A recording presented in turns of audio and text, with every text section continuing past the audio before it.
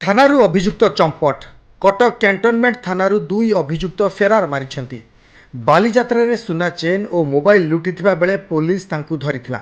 दुई महिला अभियुक्त बंजारा बोली डीसीपी कहिथिबा बेले सेमानकु धरिबा पई पुलिस चेष्टा जारी रखिथिबा कहिसंती कटक डीसीपी जगमोहन मीना। से पाखरु मोबाइल मध्य रिकवर होता तापर गोटे चेन मध्य रिकवर होता से एब्सकॉन्ड हो जाती रात्रि को से को पुलिस धरबार चेष्टा करी से संपर्क में भी गोटे केस रजिस्टर होती। संबलपुर जिला बीजेपी पक्षर गोलबजार छकठारे विजय उत्सव पालन करा जायतिला। जिला बीजेपी सभापति गिरीश पटेल का नेतृत्व में अनुष्ठित यह कार्यक्रम में महाराष्ट्र विधानसभा निर्वाचन में बीजेपी और सहयोगी दलर प्रचंड बहुमत सहित एनडीए सरकार गढ़ा जाउथिबा परिप्रेक्षी में संबलपुर जिला बीजेपी तरफ गोलबजार छकारे बाण फुटाई मिठा बंटा जाई विजय उत्सव पालन करा जायतिला।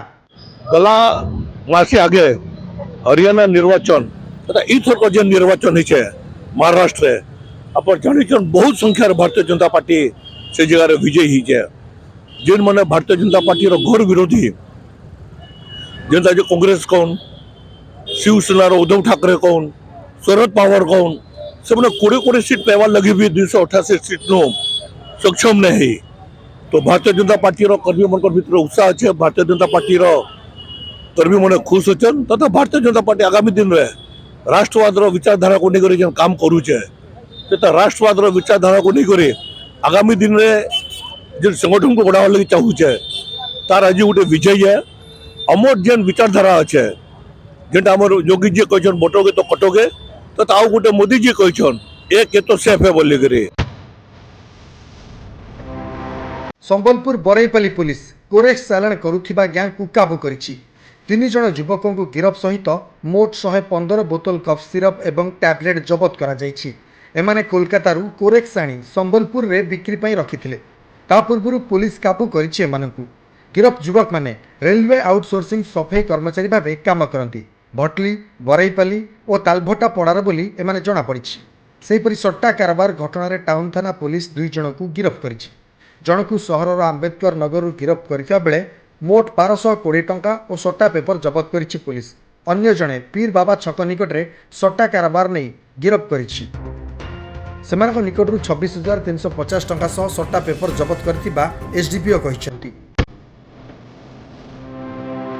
संबलपुर जिलार जुजुमरा ब्लॉक अंतर्गत पड़िया बाहाल थिबा दयानंद पब्लिक स्कूल रे वार्षिक प्रदर्शनी अनुष्ठित हो जाइछि। एही वार्षिक प्रदर्शनी रे कला सामाजिक विज्ञान और विज्ञान उपर आधारित विभिन्न प्रकल्प को स्कूल छात्र छात्री मैंने प्रदर्शित करते। यह संबलपुर विश्वविद्यालय सहकारी प्रोफेसर डॉक्टर प्रणव कुमार मिश्र मुख्य अतिथि भाव में जोगदे उद्घाटन करते।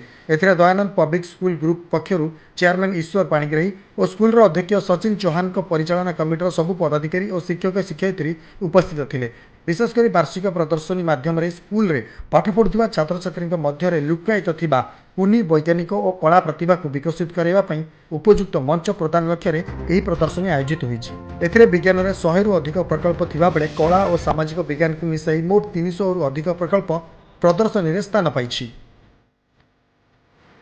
आज आमर जेन मेलाटा है आर्ट रही सोशल साइंस उपर अच्छे साइंस उपर अच्छे तार मुख्य उद्देश्य होचे छुआ मानकर जेन क्रिएटिविटीटा अच्छे ताके डेवलप करवार अच्छे ताकर एटीट्यूड डेवलप करवा अच्छे टुवर्ड द साइंस एक्सपेरिमेंट्स माने बहुत गुड़े बहुत गुड़े प्रोजेक्ट करिचन ताके आमे केनता करी एनकरेज करके बढ़े पारमा से उद्देश्य नै करी हमर मेलाटा या आयोजन कराई छै। हम याद इने साइंस अच्छे सोशल साइंस अच्छे कंप्यूटर अच्छे आर्ट अच्छे क्राफ्ट अच्छे आगे में आम कबड्डी रे जाऊँ खो टीम रे जाऊँ सहदेर याद रिसेंटली आम सहदेर कंपटीशन रे चैंपियनशिप खो टीम रे आम स्कूल खो टीम रे चैंपियनशिप अच्छे।